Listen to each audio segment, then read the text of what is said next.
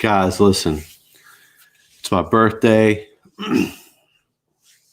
February the 6th is one of those days that really is famous in Manchester United lore and legend because it's a day where we remember losing many of our greats. And today, I got to be honest with you. You know, I want to do live streams and all that kind of stuff, but it's hard to go live right after you watch a match and things go like they did today. Because I'm fuming and I want to be like going crazy. But right now I don't have my studio situation set up because I'm selling a house and moving and all this kind of craziness. So I have to watch what I say, but I am fuming. At the end of the day, Manchester United 3, Everton Football Club 3. And it was the way that game ended was a complete joke. I got to be honest with you guys. I know we've struggled a lot defensively this year. Not having a CDM to protect the back line kills us because a player who, for the sake of Brendan charging me money, who will not be named, just cannot defend. And it creates an issue with slow center backs who, you know, we have midfielders getting skipped past, slow center backs getting ran past, and honestly, weak goalkeeping as well. So let's talk about this situation. You know, I gotta watch what I say because, like I said, I'm live and this is a match reaction. And guys, like I said, I want to really go off right now because it's my birthday. We dominated the first half. Dominated. And I want to say this, shout out to Marcus Rashford. You know, sometimes he can be frustrating. Today, there was times he did some great things I felt in the game. His assist to Cavani was an amazing setup. You have Bruno fakes the pass, finishes to put us up 2-0. At that point, to be honest with you, I thought the game was over. We were clearly in control. I thought the team played well. I can see more patterns of play. I see our manager literally getting better as he's learning on the job and has learned on the job. I don't know if he's brought in some other staff, but the same issues that have plagued us the whole season have not been fixed. And there are two things. I don't expect Ole to be a great defensive coach, okay? He wasn't a defensive mind, obviously, as a player. However, these are the same mistakes week after week after week. Positionally, many times we are terrible. I got to say this. One of my favorite players is giving me the vibes of Nani right now. Let me tell you why. Nani used to kill me because Nani would come out of nowhere and do something amazing, and then he would just frustrate the heck out of you. I'm going to tell you right now, Aaron Wan-Bissaka, to be honest with you, is killing me. AWB the Spider. I love the guy. He's one of my favorite players, but he is killing me because he offers next to nothing in many games going forward. And we are toothless over on the right-hand side. It's annoying. And not just that. One-on-one defending, I don't know if there's anyone better. There's not a better fullback in the planet, one-on-one defending out in space than Aaron Wan-Bissaka. But when it comes to team defending, holding and maintaining the defensive line, how many times does Aaron Wan-Bissaka either play someone onside when he shouldn't, or he does not cover the back post correctly? I'll tell you what, in the first half, Mason Greenwood tracked back all the way on Lucas Digne to really keep Everton from getting in because Aaron Wan-Bissaka was so far out of position a few times. Now, here's the thing. When I say that's out of position, I mean myself as someone who coaches at a very low level. That's how I view him as being out of position, but he's always there. He's always there because he's coached to suck in that deep. There's no way it's happened this much all season and that he's not coached to be there because the coaches watch film, they watch tape, they see what we see, they see these mistakes. So obviously they want him there. One of my biggest gripes about our manager is simple. He does not make in-game tactical changes to fix things, very rarely. And today, Carlo Ancelotti literally, again, we're comparing world class with the guy we have, who most of us love. We can debate whether or not he's a good enough manager, but we love the guy. Here's the thing. Ancelotti changes the system, moves players around. We're not making substitutions until like the 88th minute most games. It's so frustrating. Obviously Pogba came off. The game changed a lot from that point on. Pogba has just been playing phenomenal the last few, really all January. And so that's a big loss. Hopefully that's not something that's going to continue and carry on. But I'm going to say, guys, I am absolutely disappointed with the team. And I want to look real quick. I see someone has posted a comment, so I want to go ahead and put that up real quick. I want to show this so we can read it. Unconfirmed reports are reporting that Ole Gunnar Solskjaer has had a heated argument with keeper David De Gea and his goalkeeping coach Richard Hartis over his positioning when defending. Listen, I can't defend David De Gea today. I cannot defend him. Some of the goals were preventable. The first goal, alligator arms it, just real weak. I mean, very weak. There was some goalkeeping errors today. David De Gea did not have his best game on the first goal. You have our third goal, which was fairly lucky by Scott, to be honest with you. He didn't know what he was doing. He was just trying to get his head on it. And, their goalkeeper slips on a pretty routine save and goes down. That was a travesty. That was hilarious. And then you had the final goal, which was an absolute joke. You guys had one job. Defense, you had one freaking job. 4 minutes into extra time, they get a free kick. You have one job to defend it. Harry Maguire, $80 million. It's a joke. I've constantly defended this guy. I want him to be all the stuff I say that he is. I want him to be this colossus. But this guy is not good enough to be our captain. We're not getting rid of him. We're not benching him. And if you put the right player beside him, he looks amazing. How many times have we watched him beside Eric Bailly this year, and he played amazing, and Eric Bailly made him look better? Why, as soon as Vic is any kind of healthy, he immediately becomes a starter again? Because he's the coach's homeboy. It's annoying. It's annoying, and it's not loyal to what's best for the club and winning the matches. It's whose buddy system, Vicky and Rashi and whatever. It's annoying to me because we all know who should be playing. Well, he's injury prone. We'll play him till he gets hurt. And if you want to play Vic, fine. Play Vic beside Eric Bailly. We need speed, and then Harry or Vic. It doesn't matter to me. Harry's better in the air. Vic is better on the floor. That's the way I see it. You may see it different. That's just me. Victor's better with guys running at him with the ball at their feet, and Harry's better getting the ball out the air. Here's the thing. Harry Maguire was at fault for goals today too. His defensive positioning, playing Calvert-Lewin and everyone there on. You guys have one thing to do, man. That's why it's so annoying. How we lose. We didn't lose. We drew, but it feels like a loss to me. How do we draw games like that? And you guys have the audacity to make. We're sitting here believing 21's coming in 21, and we have that kind of stuff going on. Man, it is so frustrating to dominate a game like that and then give up the type of goals that we did. And here's the sad part. Here's what separates us, the modern Manchester United, not just from the older Manchester United, but from the teams like City and like Chelsea. Their ownership wants to win, right? Our owners weren't even watching the game today because they're focused on the Super Bowl tomorrow.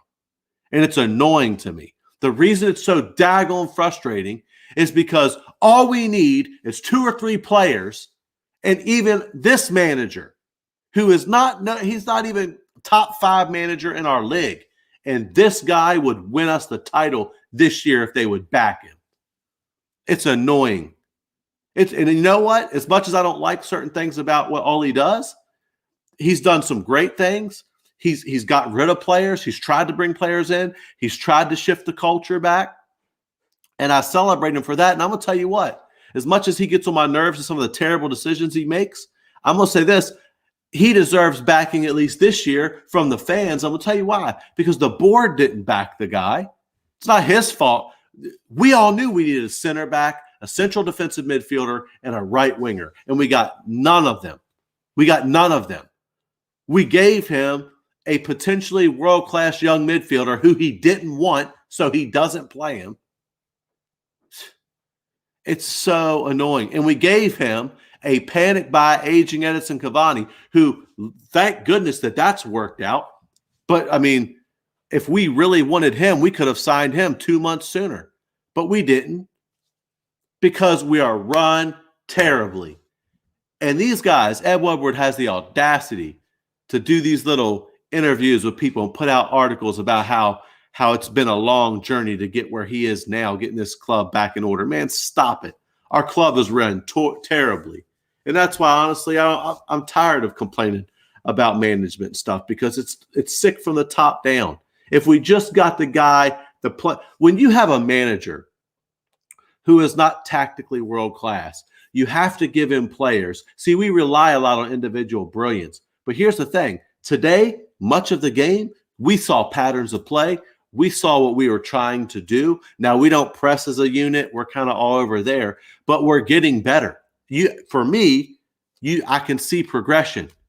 But imagine if we had gotten Jadon Sancho. Imagine if we had gotten a central defensive midfielder. Say we had picked up Thomas Partey, for example. Say we had gotten a good center back. Say a Gabriel, right? Someone to partner. I promise you, if we had those signings alone with this season, how everything is going, we would probably be 6 or 7 points further ahead than we are. So it's hard for me to really go in on the manager after the stuff that I see, because today, in some respects, yes, there are some things Ollie doesn't get right, especially when he doesn't make tactical changes and he doesn't want to make any substitutions like he's scared or something. But I'm going to say this. We didn't lose the game today. I keep saying lose. It feels like a loss to me. When you give up a goal like that at the end, it feels like a loss. And I'm tired. I want to be celebrating and shouting, it's my birthday, and want to party like it's my birthday. I want to have all that going on. But I'm sitting here irritated because we can't defend a set piece on our own pitch in the 95th minute. It's a joke thing out here. And I don't want to hear. Listen, the last thing I want to see is our players up on social media talking about, man, we'll do better next time, or, oh, we're gutted. It hurts us too. Man, stop. Go cash your check. I'd cash it and be happy too. It's annoying. It's frustrating. I'm glad we have a few guys in the club that really care. But defensively, we are a shambles at times. I'm sorry. If everyone knows the captain of our football team is Bruno Fernandes. Everyone knows it. Strip Harry Maguire in the summer and give it to Bruno. Can't do it now because it'll crush his confidence. But if he's get it off the floor anyway. $80 million defender. Look at him. Playing everyone on side when we got a line. He's all the way outside of playing the line. And then also the audacity to throw his hands up begging for a daggone offside call. And then David De Gea, joke thing. That, I'm telling you right now, that was I can't even say what that was, because I don't use a lot of foul language. I tell people all the time, the only people that can really make me curse is my wife and my mother if they really work hard at it.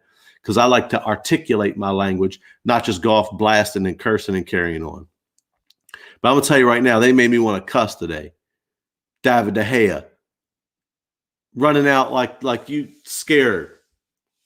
Like you're scared. 300-some thousand pounds a week to just twinkle toes out on Calvert-Lewin at the end. You should have saved that. Put your body in front of it. It was a week, man. I hope Ole got in him. I hope he screamed at him. I don't even want to do this stream anymore. I'm frustrated. I need to go back to just shooting videos and not doing live streams. I just need to wait where I can woosah and calm down. But guys, I'm telling you, I know most of you aren't seeing this live because you're asleep, because I had to take a little bit of time to hang out with my family today. I didn't watch the game live. I had to record it and watch it a few hours later, because my son had a match today as well. And man, what else can I say? I don't even think Everton deserved a draw. I don't. I mean, they did because we were terrible and gave them goals. But at no point in time today were they were on the level with us. There were times today where we were so far superior to them, it's not even funny. You know, we were better in every sense of the word. There was a few little spells in the game where Everton played well. And Everton have some good players. James Rodriguez took his goal well. He pretty much had a terrible game besides that, in my opinion.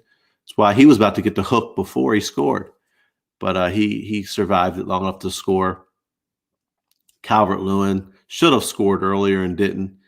Gets that trash goal at the end, and I am gutted. I am gutted. That was a smash and grab. I look at that as a win for Everton. Title challenge pretty much over because City's going to keep winning and pulling away. We had to win this game and win the next 3 or 4 games and hope City are losing games so we could pick up points. I don't see it happening. But again, was it too much to dream? Like Biggie said, it was all a dream. That's what Manchester United fans are like. We're singing that Notorious B.I.G. It was all a dream. We thought 21 was coming to 21. Well, guess what?